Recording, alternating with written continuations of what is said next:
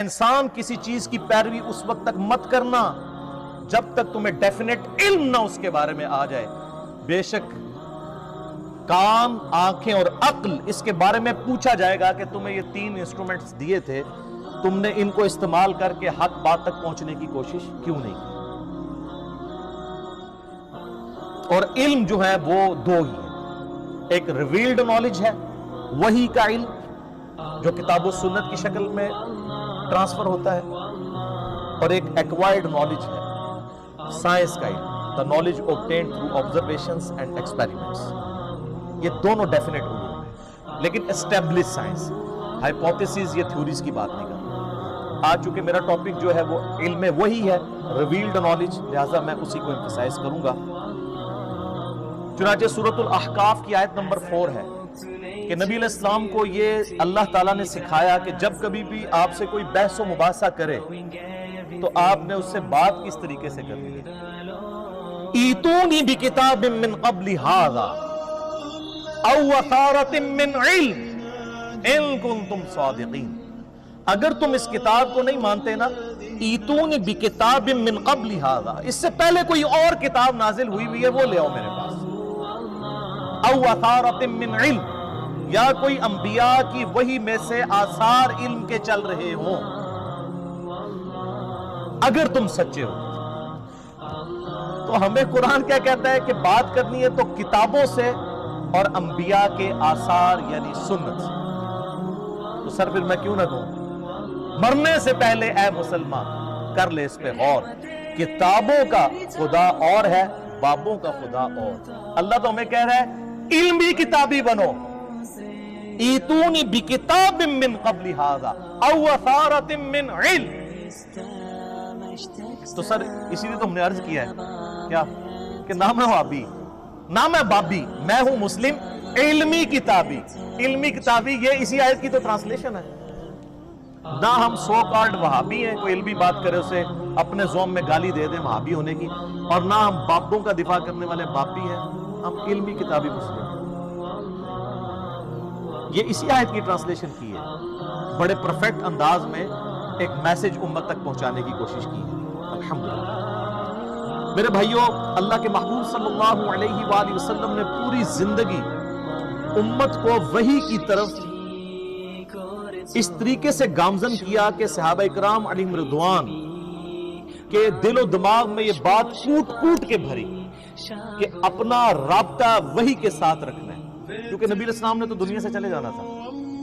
آپ علیہ السلام اپنے نائب کے طور پر علم وحی جو اللہ نے آپ کو دیا تھا کتاب و سنت کی فارم میں، وہ صحابہ اکرام اور اہل بیت علیہم السلام اجمعین کے حوالے کر کے گئے. اس حوالے سے مجھے درجنوں احادیث فی البدی یاد. ٹاپ آف دا لسٹ وہ حدیث جو صحیح مسلم میں جو روایت کی ہے امام محمد باقر بن علی بن حسین بن علی علیہ السلام اجمعین، جو امام حسین علیہ السلام کے پوتے ہیں، اور انہوں نے روایت کی ہے جابر بن عبداللہ سے. اور ان سے آگے حدیث سنی ہے امام جعفر جو امام باقر کے بیٹے ہیں، انہوں نے، جو 148 ہجری میں فوت ہوئے اور بایزید 191 میں پیدا ہوئے. وہ کہتے ہیں دونوں جڑے ہوئے، یہ وہ والے امام جعفر ہیں.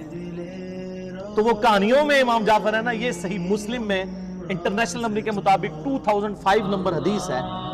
جابر بن عبداللہ کہتے ہیں، اور اس کو نقل کیا امام باقر نے، ان سے امام جعفر نے، اور پھر 2 واسطوں سے امام مسلم نے لیا، کہ نبی علیہ السلام جب کبھی بھی کوئی خطبہ دیتے، عید کا خطبہ، جمعے کا خطبہ، یا اس کے علاوہ کبھی بھی تقریر کرتے، تو آپ علیہ السلام یہ جملے ضرور بولا کرتے: اما بعد فإن خیر الحدیث کتاب اللہ وخیر الہدی ہدی محمد صلی اللہ علیہ وآلہ وسلم وشر الامور محدثاتها وکل محدثۃ بدعہ وکل بدعۃ ضلالہ وکل ضلالۃ فی النار. کچھ الفاظ اس میں سنن نسائی کے بھی ہیں، ابو داؤد کے بھی ہیں، ترمذی کے بھی ہیں. بہرحال مین جو پورشن ہے وہ صحیح مسلم کی یہ حدیث ہے. آگاہ ہو جاؤ اس کے بعد کہ سب سے بہترین کلام اللہ کی کتاب ہے اور سب سے ہدایت یافتہ راستہ محمد صلی اللہ علیہ وآلہ وسلم کا ہے، اور بدترین کام وہ ہیں جو دین میں خود سے داخل کر دیے جائیں۔ اس طرح کے تمام کام گمراہیاں ہیں، اور یہ تمام گمراہیاں دوزخ میں لے جانے والی ہیں۔ اللہم اجرنا من النار۔ مرنے سے پہلے اے مسلمان کر لے اس پہ غور، کتابوں کا خدا اور ہے، بابوں کا خدا اور۔ پھر صحیح مسلم میں جو حجۃ الوداع کی حدیث ہے، انٹرنیشنل نمبر کے مطابق 2950 2950، وہ بھی جابر بن عبداللہ سے رضی اللہ تعالیٰ عنہ، اور وہ بھی امام باقر علیہ السلام نے ہی روایت کی ہے۔ امام باقر ان کو ملنے کے لیے جاتے ہیں، نابینا ہو چکے ہوتے ہیں جابر بن عبداللہ، ان کو پتہ چلتا ہے کہ میرے نبی کا بچہ آیا، تو وہ ان کے گریبان کے بٹن کھولتے ہیں، اپنا ہاتھ رکھتے ہیں، کہتے ہیں تو میرے نبی کا بیٹا ہے، تو مجھ سے جو چاہے پوچھ۔ تو کہتے ہیں کہ چچا جان مجھے بتائیے کہ نبی صلی اللہ علیہ وآلہ وسلم نے حج کیسے کیا تھا؟ تو سر وہ 8 صفوں کی حدیث ہے، مجھ سے جو چاہے پوچھ۔ تو کہتے ہیں کہ چچا جان مجھے بتائیے کہ نبی صلی اللہ علیہ وآلہ وسلم نے حج کیسے کیا تھا؟ تو سر وہ 8 صفوں کی حدیث ہے۔ حج کے ٹاپک پہ سب سے لمبی حدیث یہی ہے، اور مشکات میں حج والے چیپٹر میں آپ کو پہلی حدیث یہی ملے گی۔ اسے حدیث جابر کہتے ہیں، یہ امام باقر نے روایت کی ہے۔ اس میں الفاظ ہیں کہ نبی علیہ السلام نے ہمیں خطبہ دیتے ہوئے فرمایا تھا میدان عرفات میں کہ میں اپنے بعد تم میں وہ چیز چھوڑ کر جا رہا ہوں جسے مضبوطی سے پکڑ لوگے کبھی گمراہ نہیں ہوگے، اور وہ اللہ کی کتاب ہے۔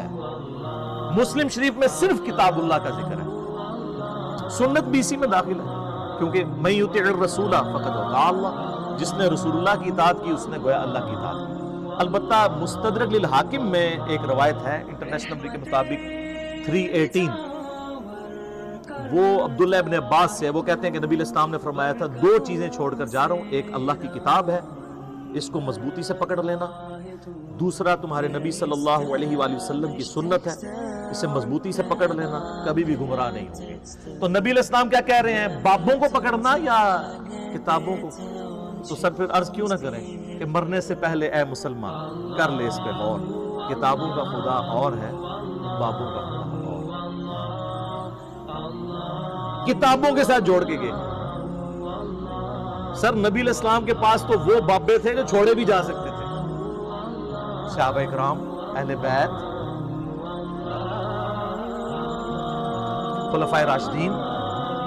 سنن ابی داؤد میں، جامعہ ترمذی میں، سنن ابن ماجہ میں حدیث ہے، نبی علیہ السلام نے اپنی وفات سے چند دن پہلے ایک بڑا بلیغ خطبہ دیا، ہر آنکھ اشک بار تھی، گویا کہ آپ ہم سے رخصت ہو رہے تھے۔ آپ